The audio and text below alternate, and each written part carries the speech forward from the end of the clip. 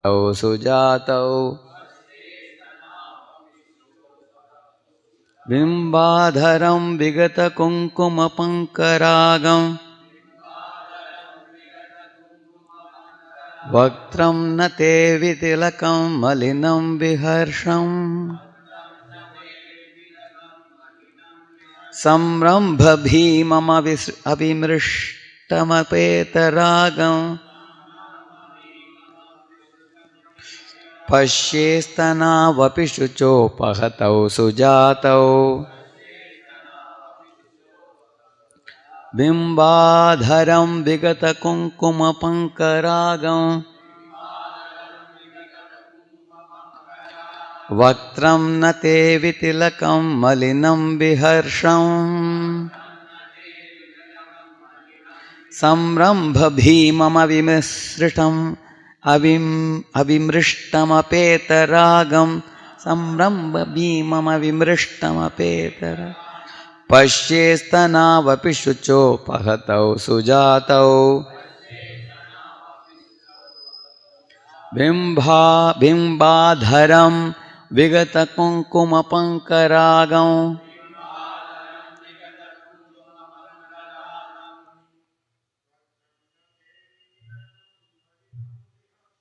Vaktram Nate Vitilakam Malinam Viharsham Samrambha Bhimam Avimrishtamapeta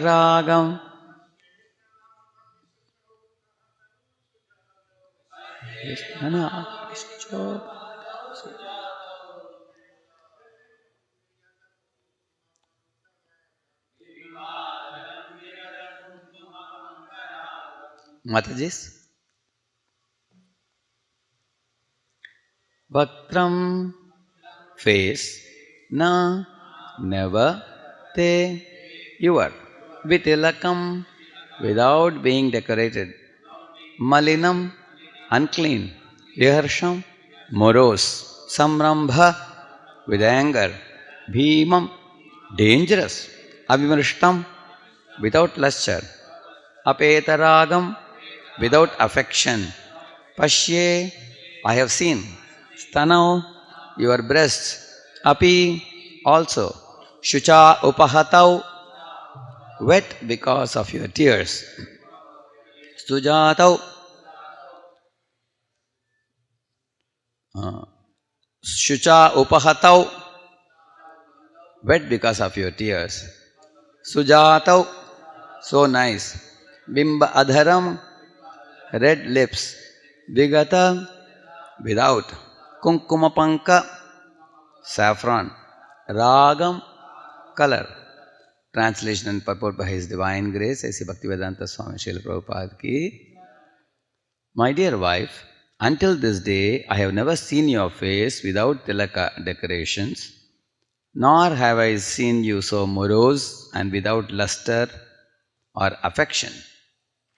Nor have I seen your two nice breasts wet with tears from your eyes, nor have I ever before seen your lips, which are ordinarily as red as the bimba fruit without their reddish hue. Purport. Purport by Srila Prabhupada. Every woman looks very beautiful when decorated with tilaka and vermilion. A woman generally becomes very attractive when her lips are colored with reddish saffron or vermilion. But when one's consciousness and intelligence are without any brilliant thoughts about Krishna, they become morose and lusterless, so much so that one cannot derive any benefit despite sharp intelligence. We are reading from this chapter. King Puranjana goes to the forest to hunt. As many of you have been hearing the series of verses spoken based on this chapter, here the Puranjana represents a conditioned soul in this world, and this wife of Puranjan represents the soul's intelligence, which is personified here as the woman, as the wife of Puranjan. Just as Every man who has a dharmic wife is able to walk the religious path very smoothly. Similarly, every soul who is accompanied by the dharmic intelligence, he is able to walk in general a pious life and a fortunate, even spiritual life, leading one to service to God and back to Vaikuntha.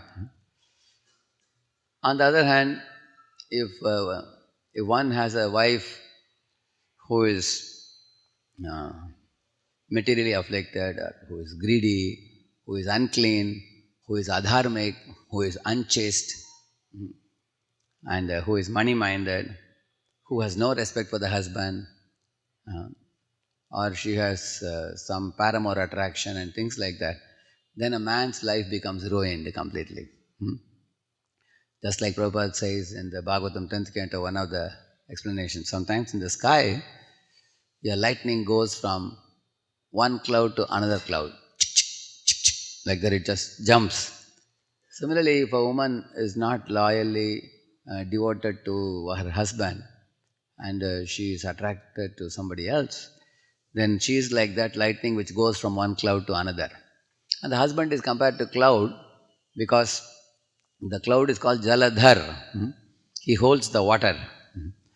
And then he pours down water in the form of rains. And that rains become so welcomeable for the earth because the grass can grow for the cows, crops can grow producing grains. And if the water falls on a seashell, it can produce pearls, isn't it? And the water is required for drinking, for bathing, and industry purposes, for everything. So in this way, a man is compared to a cloud who has wealth, and a woman is compared to lightning for her beauty. Jai Shri Shri Radha Madan Mohan ki, Shri Shri Gaurnitai ki, Shri Jagannath Baladev Subhadra Maharani ki. So, when a cloud and lightning are together, that is best. But when lightning jumps back and forth, that's compared to unchaste wife. In the same manner, if a man has a wife who is not happy, then he loses half his strength. Like if a man sees his wife in this condition, and she is lying on the ground, not wearing any ornaments, hair is scattered, she has not put a kunkuma on her head, and her face is dry, and she is weeping, and she is morose, not willing to talk. And that is how Kaikeyi was, isn't it? When Lord Rama later on saw that. But before that, in the sulking chamber, which is a chamber for the queen whenever she becomes angry. So Dasharatha came there to see Kaikeyi, and he was shattered to see her situation. Because on the advice of Manthara, she was lying like that, Kaikeyi. So Dasharatha lost half his strength seeing her in that situation, and he was ready to fulfill any of her request. Tell me whatever you want, I'll give you. That is how Manthara tricked her to behaving like this, because she knew that if she does like this, husband will be ready to do anything, correct, no? So, on the other hand, if a wife is nicely bathed and dressed with her kumkum, with her jewelry, with her turmeric in her face and body, and her lips decorated with kunkuma, like here he says, Prabhupada says, with reddish saffron. In this way, when a woman is beautifully decorated and welcoming husband in a favorable disposition, and she's affectionate in feeding him prasad and talking to him in a favorable way, then that she becomes energy for the husband. She becomes energy for the man. So once Satyabhama came along with Krishna to one of the forests, I think Kamyakavan, I think. There all the Pandavas started discussing with Krishna. They became busy with Krishna. But then Satyabhama took Draupadi aside, and then she said, come, let us have our conversation, our discussion. She asked Draupadi, how do you satisfy your 5 husbands? Yudhishthir, Bhima, Arjuna, Nakula, Sahadeva. Let me learn from you how to satisfy my husband Krishna. So Satyabhama wanted to learn from Draupadi. Draupadi says many, many important lessons in the Mahabharata for the women. How a woman can be very easily successful and occupy the heart of her husband by good behavior. She sleeps late and rises early. She cooks very nice foods. When the husband is at home, she decorates herself very nicely in a favorable way by which the husband is pleased. She always speaks politely and in a way favorable to the husband. And she encourages him and keeps everyone at home happy, including the parents of the husband. And also, when the husband is away, she lives like an ascetic. She dresses herself very simply. She lives like a sage at home, performing more and more pious and spiritual activities. When the husband is back, she serves him. So many things she says there very nicely. How an ideal wife should behave. So Satyabhama learns those lessons from Draupadi. So here, coming to this verse here, when Puranjana came back, he saw his wife in this situation. He says, "My dear wife, until this day I have never seen your face without tilaka decoration, nor I have seen you so morose without luster or affection, nor have I seen your 2 nice breasts wet with tears like this from your eyes." It is said one should never make a woman cry. In any home where a woman is made to cry, all prosperity will go away. Instead of Lakshmi coming, Alakshmi will come, it is said. So, Chanakya says in one verse that he says that Ajayuddhe Munishradhe Prabhate Megadampake. He says that whenever husband wife quarrel also, how should the quarrel be? He says. He doesn't say don't quarrel. He doesn't say. Yes, you can quarrel, but how should the quarrel be? He says, Ajayuddhe means when 2 goats fight, sometimes you see 2 goats stand in 2 legs, like that they fight. You have seen that? With two legs on the ground, 2 hands like this, they'll be fighting. But anybody passing by says, "Hut!" they say. Immediately they'll give up the quarrel. And then they'll walk together. And they totally forget also that we were quarreling just now. They totally forget. So he says, husband and wife fight should be like that only, he says. When they are fighting, if elders come, either the girl's parents or boy's parents come and say, "Hut!" then they should give it up immediately. And then they should again cooperate, he says. And then he says, like Megadambake means, sometimes in the early morning, the clouds may rumble, but they don't rain, they don't shower rain. Similarly, even if there is a little quarrel at home, which will happen in this world, not possible to totally avoid, but there should be no tears produced. If tears are produced, that quarrel turns into hatred. But here when he saw tears, he became afraid. What have I done due to which my wife is weeping like this? So he became very worried seeing her condition, that she is morose and she is weeping tears and things like that. So, for a good family life, Prabhupada says husband wife should be like Lakshmi and Narayana, he says. Lakshmi is always serving Narayana at his lotus feet, massaging his feet. Narayana always tells Lakshmi, "Enough of your service, you relax for some time in my chest. I have a golden hair," you all know that, right? Narayana has a Srivachachina where Lakshmi rests there. So he tells Lakshmi, "You relax." But Lakshmi says, "No, I want to serve." So she is wanting to serve, Narayana wants her to rest. So Prabhupada says husband-wife relationship should be like this. Wife is eager to serve, husband should say that, "You relax, I will cut sabji today," or whatever. Then the relationship is a loving relationship. It's a very happy family. On the contrary, husband is saying, "Massage my feet," and she says, "Why should I massage your feet? I'll give you a kick." That's not a happy family. So, when husband and wife exploit one another, it's an unhappy family. Otherwise, Lakshmi Narayan is the most happy couple.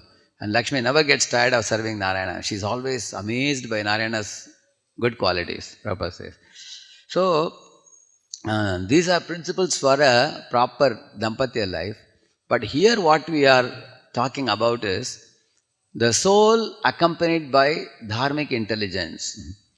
Now our intelligence is considered beautiful sometimes, or at other times our intelligence is considered ugly. Intelligence.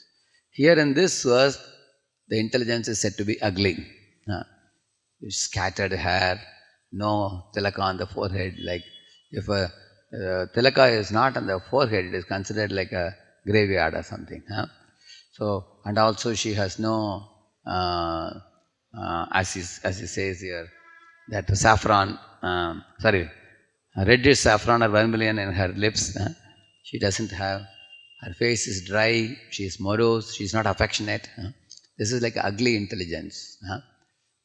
And beautiful intelligence means when the intelligence is cooperative with the soul, and it helps the soul to attain Krishna. That is a beautiful intelligence. There is one famous verse which says, Nakshatrani Bhushanam Chandro, it is said. And similarly it is said, Prithvi Bhushanam Raja, it is said. Narinam Bhushanam Pati, it is said. And Sarvasya Bhushanam, Vidwan Sarvasya Bhushanam. It says that if there are stars in the sky, what adds beauty to those stars is a big full moon in the sky. That makes it very attractive. On the contrary, on Amavasya day when there is no moon in the sky doesn't look beautiful. By the presence of the moon, the sky is beautiful. And by the presence of a capable king on earth, then the earth becomes beautiful. When Lord Ramachandra was ruling the world, it was called as Ramarajya. And the whole earth was very happy. Everybody, the rains would shower on time, the sun will never be too hot, and people had abundance of wealth, abundance of prosperity. The wives were chaste, children were grateful, father was protective, and citizens were all aligned with the king, and the laws of the state were very strictly followed by everybody. Everybody lived a very happy life, and they wanted this life to continue forever. Lord Ramachandra's rule, it's glorified even today. It was a very ideal Raja Rishi king. So, such a king is called as a Prithvi Bhushanam Raja. He is like a great decoration on earth, such a king. Similarly, Narinam Bhushanam Pati, it is said. If a woman has a husband, they both are, sometimes you see them, they come to the temple together, they offer a lamb together, they bow down to the deities, they buy some puja plate and they offer flowers to the Lord. And when we see that, it looks very beautiful, because they are cooperatively assisting one another in approaching God. Then the woman is beautiful. On the other hand, if a woman has left her husband or divorced her husband due to quarrel at home, she becomes single woman. She is not peaceful, happy, because like I remember in one of the colleges, one boy came and cried to me that, Prabhu, I am in this city, my mother is in that faraway city, but my mother has divorced my father. I am living with my mother only, but now mother is sleeping at home. At 12 o'clock at night, somebody comes and batters the door, one drunkard. Open the door. He's kicking the door, and she is afraid. She is calling me on phone. I told him, why did you leave your mother alone? You should bring her here. You should keep your mother with you. Your woman always requires protection and safety from a male member of the family. If she is alone, she is divorced, she is alone, then you are the son, you have duty to take care of her. I told them. So, such a woman, can she be peaceful? She can't be peaceful. Always she is afraid with so many stares of unscrupulous men who are like jackals in the society. She has to protect herself from such fellows in the society. And also, when a wife has a good husband, the husband gives her all the supplies, all her necessities, needs on one hand, and he becomes like a captain of the family to lead her towards God, because the husband is a servant of Guru. And being a servant of Guru, he learns many spiritual things and then guides the wife also to take her back to Godhead along with wife and children. then she is very peaceful and happy. But otherwise, the wife is single and misled. And Prabhupada, when he went to America, he said, in India you will find husband wife cooperatively working. And then he gave an example. In Ahmedabad, once when Prabhupada was there, he saw from the upstairs down on the road, he saw there was a hand cart where one wife was sitting just below the cart and she was making this bhaji and pakoda and all she was making. And husband would pick up all those things and keep it on the hand cart and he would be selling. And morning to evening they would make money and then evening they'll go back home. And Prabhupada looked at the face of the man. It seems that he got some accident on the face. His mouth was like twisted kind of mouth. He was not very good looking, ugly. Some accident he must have had. And his wife was good looking. So Prabhupada writes in that this thing, he says that although wife was very good looking, but she was completely chaste to her husband, whose face was not good looking, but her parents had given her in marriage to him. She faithfully lived with him and cooperatively they did this business of selling some eatables and making money, and they lived as a peaceful family. On the other hand, Prabhupada says in America, when he saw, he said, look at the women with their children and no male member to protect them. They become dependent on the government and pose burden to the government. And they have divorced multiple partners due to their false egos, men and women, both in the West. So, in this way, the soul and the soul's intelligence, they should actually work together in such a way that one can go back to God. So, therefore, he says, Prithvi Bhushanam Raja, Narinam Bhushanam Pati, it is said. And then Nakshatrani Bhushanam Chandro. And Vidya Sarvasya Bhushanam, it is said. Like Ashtavakra Muni, when he came to the Janaka's court, his body had a twist in 8 places. Imagine if somebody comes here with his body twisted in 8 places, anybody would laugh at him, correct? No? But the moment he came to the Sabha, and the Janaka Maharaj got up and he gave his own seat for him to sit on the throne. And then he sat in another seat with folded palms. He offered him respects and everything. And then when he asked questions to him, the way Ashtavakra Muni answered, the whole audience were spellbound. They couldn't speak a word. He was a greatly learned man. So even if a greatly learned man is externally ugly looking, but the moment he opens his mouth, then people's respect for him greatly increases. By that Vidya Sarvasya Bhushanam. If somebody is a learned man, he can go to any part of the world and through his speech he can enlighten the people and he can awaken the people and he can become valuable in the eyes of everybody, everywhere, he says. Vidya Sarvasya Bhushanam. So, this is actually a verse by Chanakya that Prabhupada would quote whenever he would want to explain some concepts from the scriptures. He would quote some Chanakya Niti also. He would quote.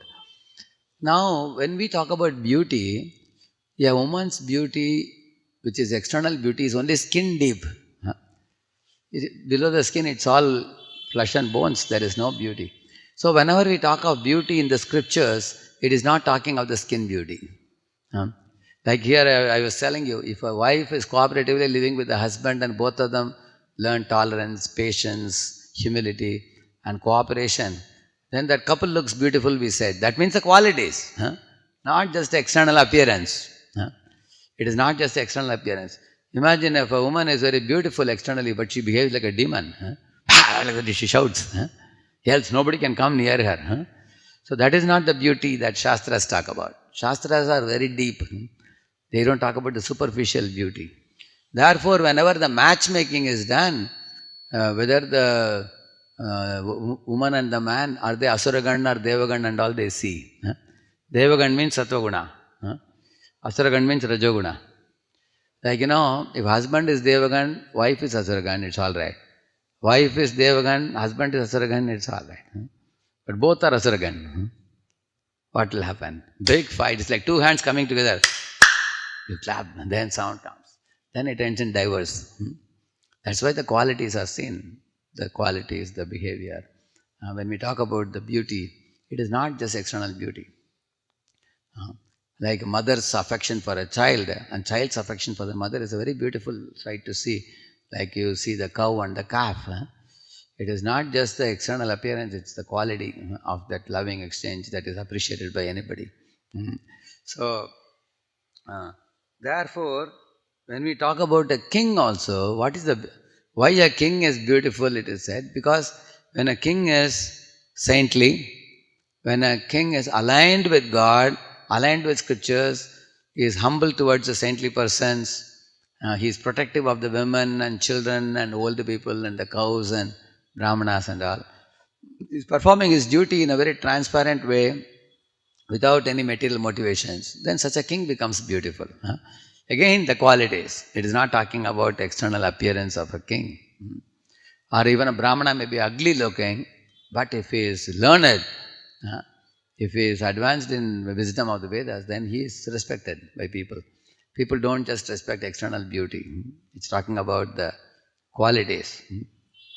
Now, Kunti Maharani takes it one step ahead. She says, what is real beauty? She says that wherever there is Krishna, that is real beauty, she says. Neyam shobhishyate tatra yate danim gadadara swapadairankita bhati swalakshana vilakshitaihi. She's telling, my dear Krishna, now you say that you have to go to Dwaraka now. You are going to leave us at Hastinapur and go away. My Lord, without you, all the beauty of Hastinapur will be finished, she says. Because right now, Hastinapur is decorated with your lotus footprints. Because you have been walking here and your footprints are on the ground, shining. Swapadai Ankita Bhati, she says. Bhati means shine. 16 chinhas are there in Krishna's lotus feet. Like there is a lotus in Krishna's lotus feet, which represents that Krishna's devotees are like a lotus which is in the midst of kichad or like muddy pool of water. They never get touched by mud. They remain pure even while living in the material world. In Krishna's lotus feet there is a fish symbol. That represents, like a fish cannot live without water. Krishna's devotees cannot live without Krishna. That's one meaning. Another meaning is there is fish in the flag of our Madan, who is Kamadev. When you become Krishna's devotee, Krishna knocks down Kamadev's flag and stands on that. Therefore, there is fish in Krishna's lotus feet. You will see that. That means anyone who becomes a serious Krishna devotee, they can very easily kick away lust. That's the meaning of that. And there is also a thunderbolt in Krishna's lotus feet. What is the meaning of thunderbolt? Gopis are saying about that. Pranata dehinam papakarshanam pranacharanugam sriniketanam Panifanarpitam te padambujam pranakucheshu naha prandihrachayam. So they are saying, pranata dehinam papa karshanam. My dear Lord Krishna, anyone who becomes surrendered to your lotus feet, you destroy the mountain of sins into powder by the thunderbolt under your lotus feet. Like a thunderbolt shatters mountain to powder. Like the Krishna's lotus feet dust can shatter to powder the mountain of sins of the devotees. Aham tvam sarva papebhyo mokshayishyami, he says. So, pranata dehina papa karshanam. Therefore, there is a thunderbolt. So, I told you about thunderbolt, told you about fish, told you about lotus. Then we can tell about umbrella. There is an umbrella in Krishna's lotus feet also, symbol. So why umbrella? Because Indra, above Indra's head, they hold umbrella in the heaven. Daily when he walks, umbrella also is taken along with them. Like they do in Kanchipuram, Varadaraj Perumal. When Lord is being taken, there's umbrella above his head, which very beautifully moves like this. You will see that very nicely. So, umbrella is generally held above the head of very, very exalted persons. Sometimes when Swamis or Maharajas sometimes come to Mayapur or any other temple, sometimes they have umbrella for them. Which means, if you become Krishna's devotee, you may be an ordinary person, but he makes you highly adorable and respectable in the eyes of the world. It is a fact actually that even ordinary devotees became great devotees after they became devotees. Earlier they were very simple. One example comes to my mind. There was one man in the West who became Prabhupada's disciple. So at one time he came to meet Prabhupada and he offered obeisances to Prabhupada and said, Prabhupada, when I was in my school days, I had an aspiration that I should study in Harvard Business School and become an MBA in Harvard. You all may be aware, Harvard Business School is like one of the top ranking business schools. If you want to study there, nowadays you have to spend about 80 lakhs or 1 CR or something like that for your studies, just for doing your MBA there. So very costly affair it is. So this boy, what to speak of studying in Harvard Business School, he left his school only. He left in 5th or 6th standard only he left. He didn't study further. Anyway, later on, he met Srila Prabhupada and became a devotee. But in ISKCON, he became a great preacher. He started giving lectures in many places. And he gradually became so popular that one day he was invited by Harvard Business School to give lecture. When he went, all the professors were sitting, students were sitting, hundreds of them. So he came back to Prabhupada and said, Prabhupada, I spoke on mind management. And I am really surprised. I didn't get entry into Harvard Business School to do studies, but now I am going and teaching their professors. So Krishna made him so famous. It's like holding an umbrella over the head. So in this way, Krishna's lotus feet has many symbols, and Kunti is telling, my dear Lord Krishna, I am seeing wherever you put your footprint, those symbols are there.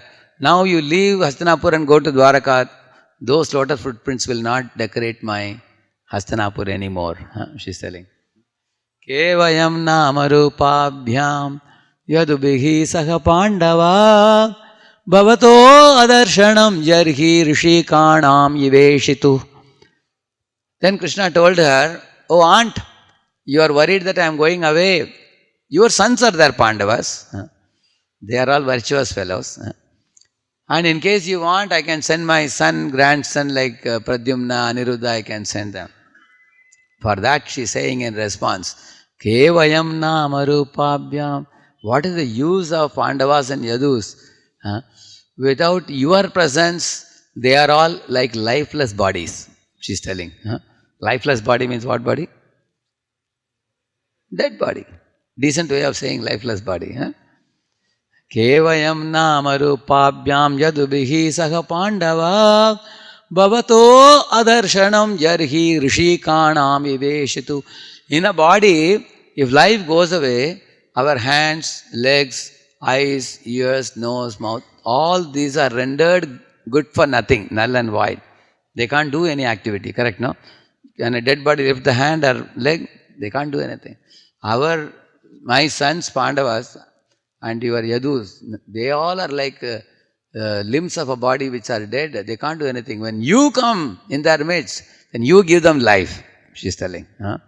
So, in this way, she is telling real beauty means bringing Krishna. When Krishna is there, that's real beauty. Similarly, our lotus footprints on the ground makes Hastinapuram beautiful. Like that she is telling. Then she is saying, Ime janapada spriddhaha supakvaushadi virudaha vanadrinadi yudanmanto hedante tava vikshitai. Tava vikshitai means wherever your glance falls, Krishna, that place prospers. There is great prosperity. Like Prabhupada went to the Lower East Side in New York, that Tompkinson Square Park. That place started flourishing. Prabhupada went there and sang the holy name, Hare Krishna, Krishna Krishna, Hare Hare, Hare Ram, Ram Ram. Prabhupada would sing 3 hours in the park, can you imagine? Sometimes we get tired in 15-20 minutes only. Prabhupada sang 3 hours every time he went to the park. Later on, even other hippies would go and sing in the park. So, taking the small gong in his hand, beating it, Prabhupada would close his eyes and sing for 2-3 hours. So because he put the holy name there, holy name is none other than Krishna. That whole place blossomed from New York. The center came up in matchless gifts. From there, Prabhupada expanded to Los Angeles, San Francisco, then later on to London, later on to Russia, later on to Australia, all over the world, Canada. So wherever you put Krishna, Krishna expands, just like the Matsyavatara. It was a small fish, then big fish, then very, very big fish, like that. So she was telling that you are glancing at the nature, so the flowers are blossoming, the fruits are ripening, everywhere there is greenery, the mountain is full of minerals like gold, silver, diamond and everything. The ocean is full of navaratnas. The cows' udders are full of milk. When the cows are running, the udders are moving hither and thither like this, they are moving like this and it is dripping milk and milk is falling on the mud and it's becoming milk mixed with mud in Hastinapur. Simply by your glance, she is telling. So, it is a fact actually, because what is Krishna's glance? Krishna's eyes are sun and moon, correct now? Kshirodan Bratpadeshe Shuchimani Vilasat Saikate Moktikanam Malak Triptasanastas Sfatika Maninibair Moktikair Manditangaha Shubhrair Abhrair Radabhrair Rupar Virajitair Mokta Piyusha Varshair Anandina Puniyada Nalaka Shankakada Panir Mukundaha Bhuf Padau Yasyanavir Vyada Sura Nilash Chandra Suryauscha Netre. In this place in Vishnu Sahasranam it is said, the Virat Purusha is explained, and these two, Chandra Suryauscha Netre, it is said, they are your two eyes. So sun is the hot eye and moon is a cool eye. The hot eye produces rain shower and the production of grains, and the cool eye fills up all the vegetables and fruits with juices.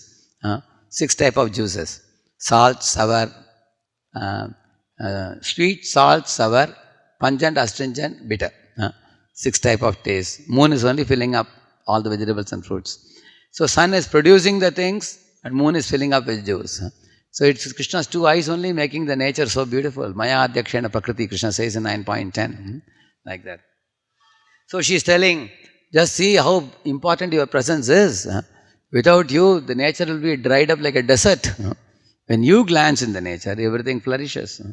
So, in the same manner, what makes a temple is presence of the Lord and glorification of the Lord and service to the Lord and enthusiastic devotees who are coming together cooperatively to glorify the Lord.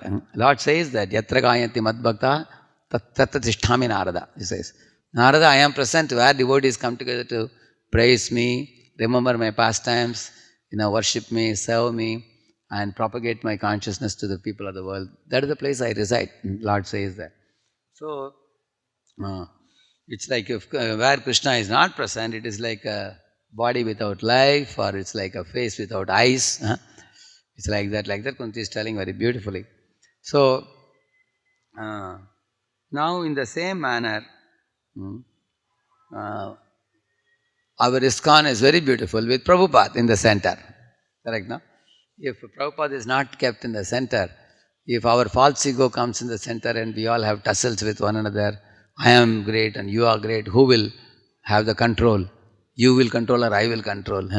Then that kind of quarrel makes our society an ugly society. It's called as position, power, politics, prestige, all this peace. So all this unwanted peace will pollute our society.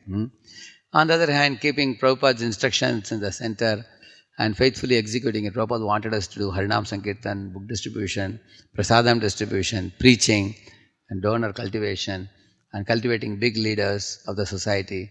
And day in and day out, reach out Krishna consciousness to as many people as possible in different locations, expand our temple activities to the homes of the devotees. And Prabhupada wanted every grihastha to have some Gaurnitai deities at home, invite the neighbors and colony people and put up festival at home, invite the sadhus and then do kirtan, do pravachan and then distribute prasadam. In Bombay, Prabhupada said we should have 5,000 temples. And devotees were shocked. Prabhupada, how can you have 5,000 temples? Today, if you see the Bombay map, there are more than 10,000 people having deities in their homes, if you see. 5,000, 10,000 families have got Gavanita. Prabhupada called each home a temple. Prabhupada said, Grihastha should come to temple, see the deities and get inspired and say that we also want to have deities at our home. Then they bring the deities at home. Not just keep deity and worship, but also call the neighbors and feed them prasadam. Give them Prabhupada's books and do kirtans and give pravachan. And Prabhupada said, you become guru of your area. You don't have to become a big guru influencing the whole world. You influence at least your lane. Whoever is living in your lane, get them together. Like when I was a small kid, we used to live in a village. In that entire lane, we were about 25 little boys and girls. We were all small.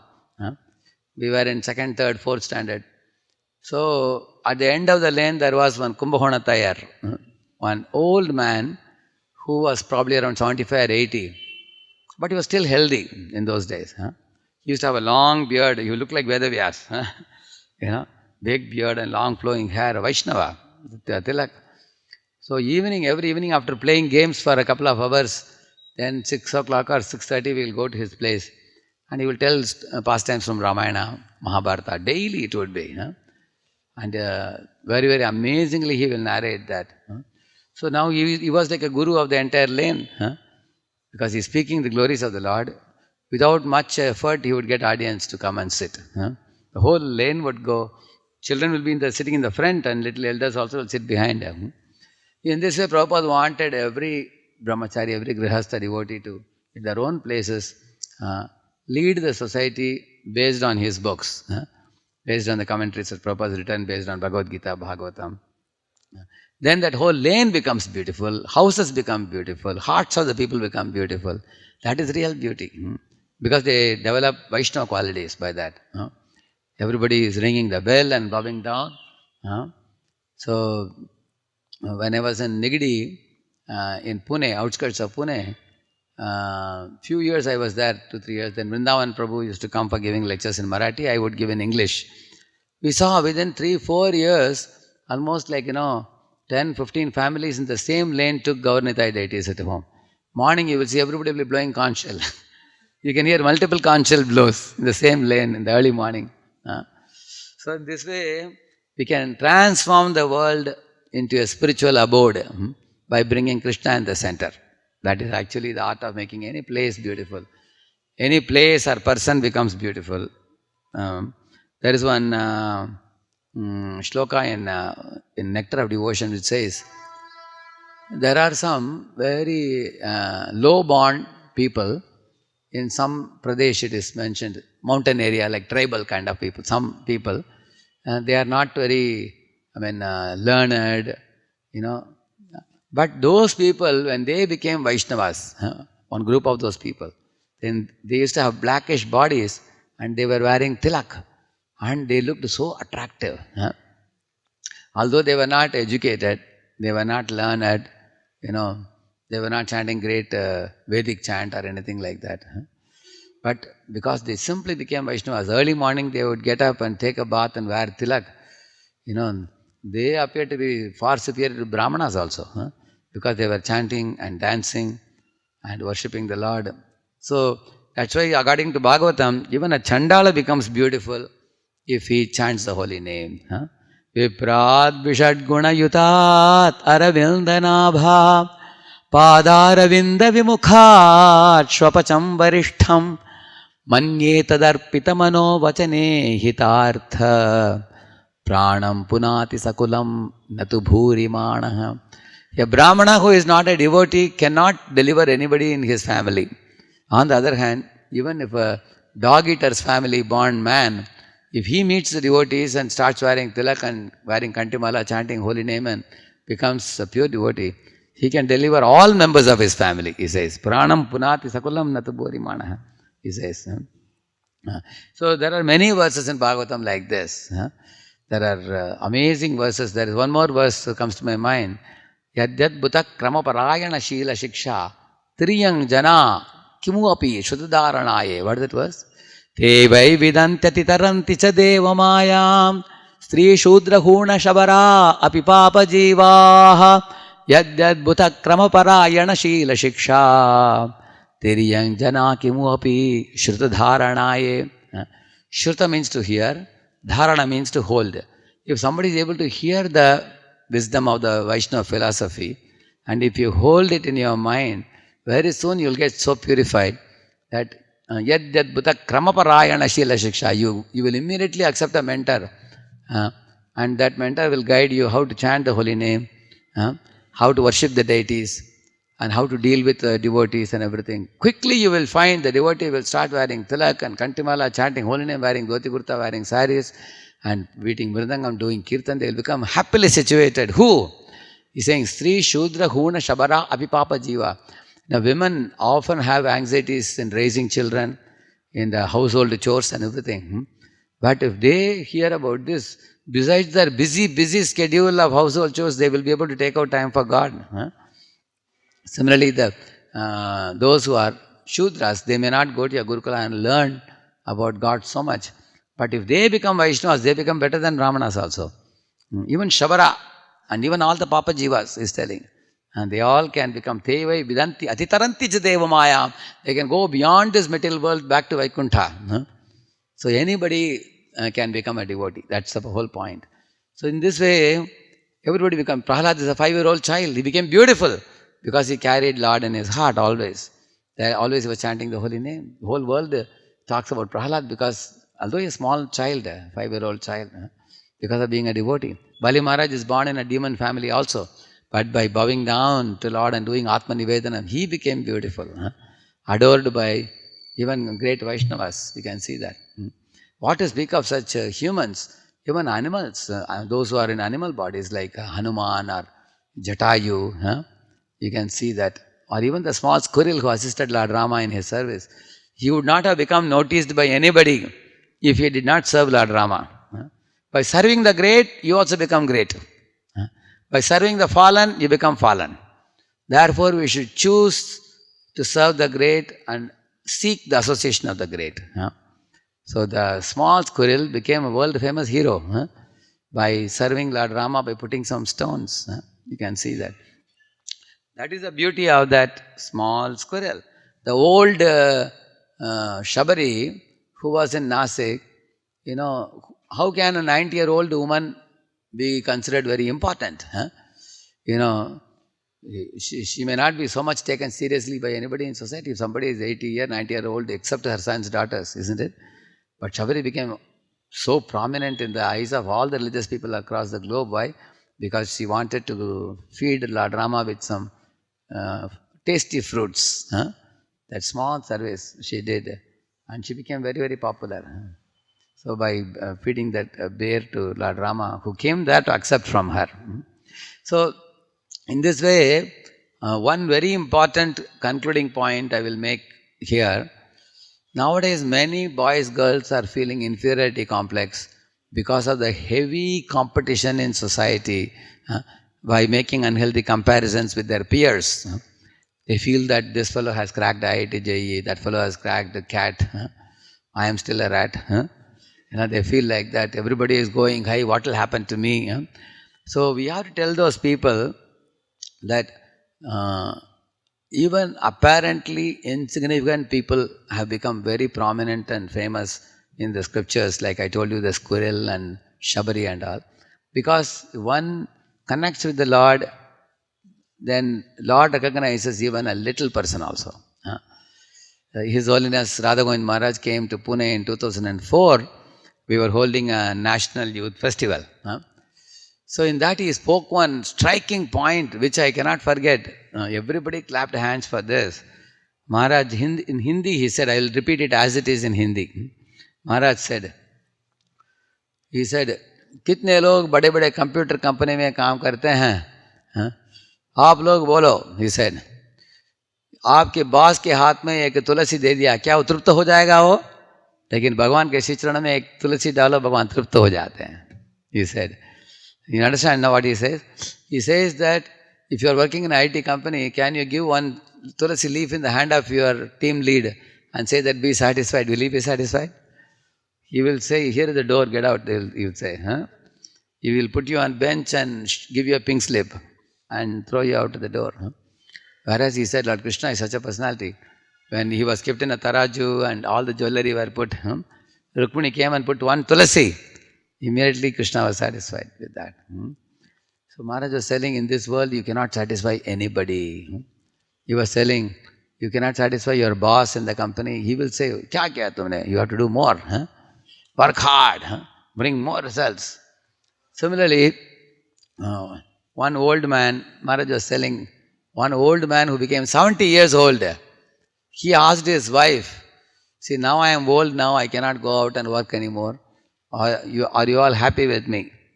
What I have done for you? She said, kya kiya aapne? What have you done?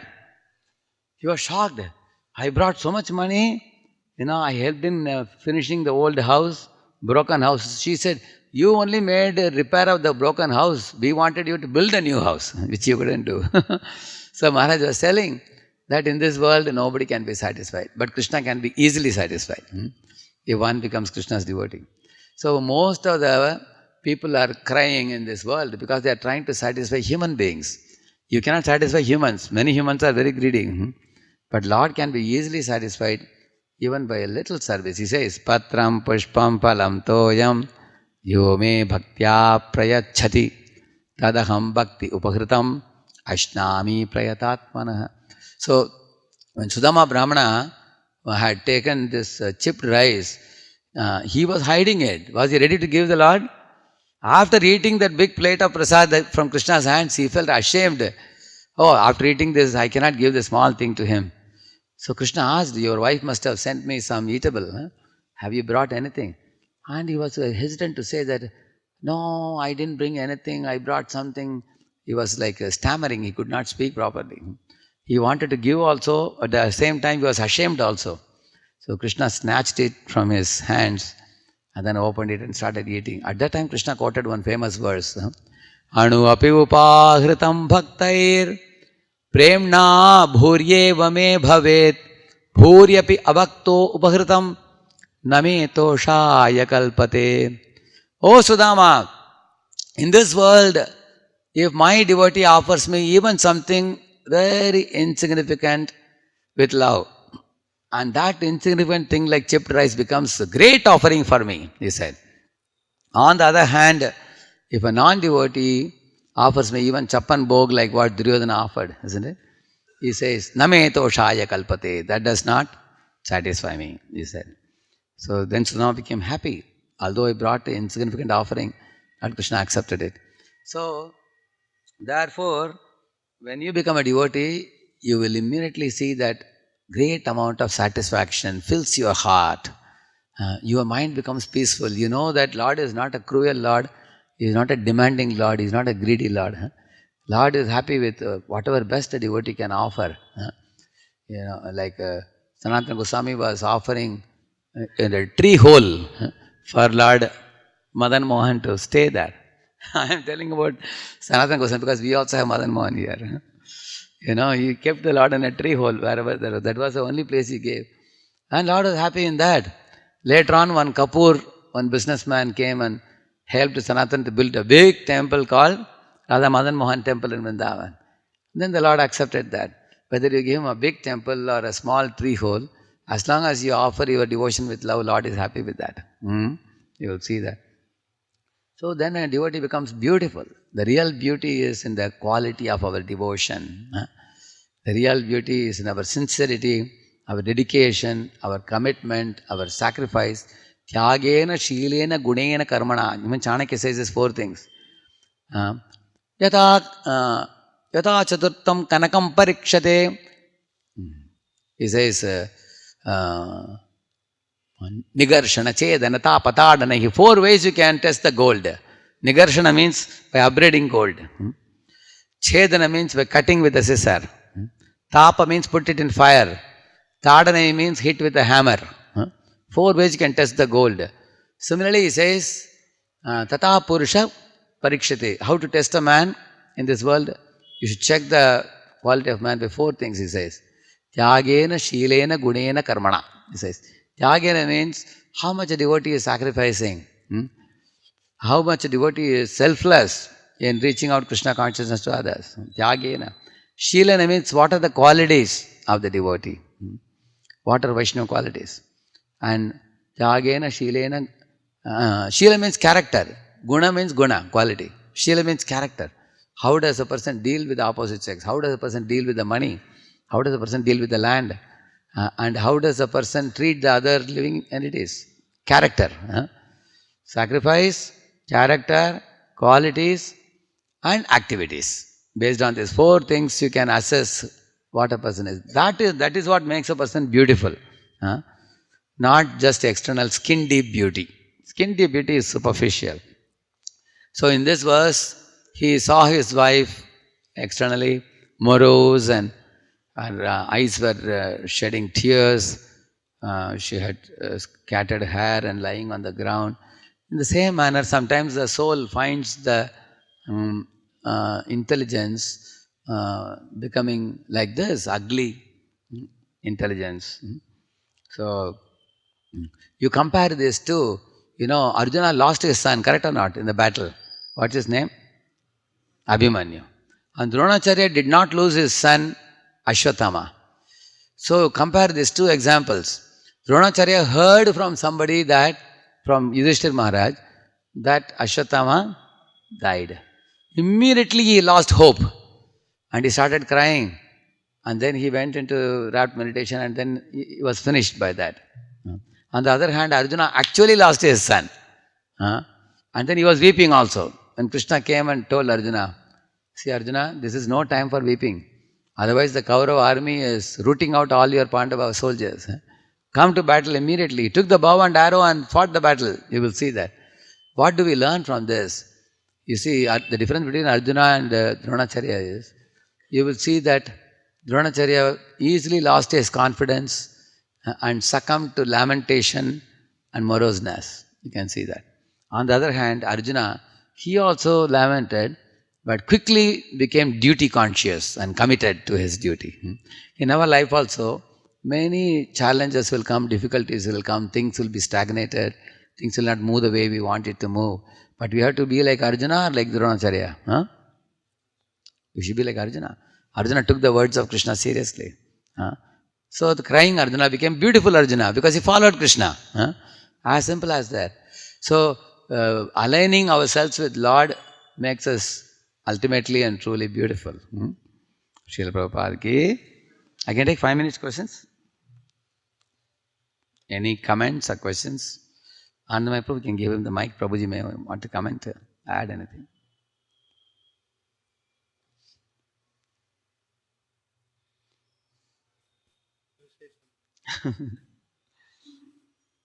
So Anandamaya Prabhu's humility is beautiful, isn't it? Anybody else? No questions. Now the question is, what time will be prasad? It's getting late. 9:30. Thank you. Srila Prabhupada ki.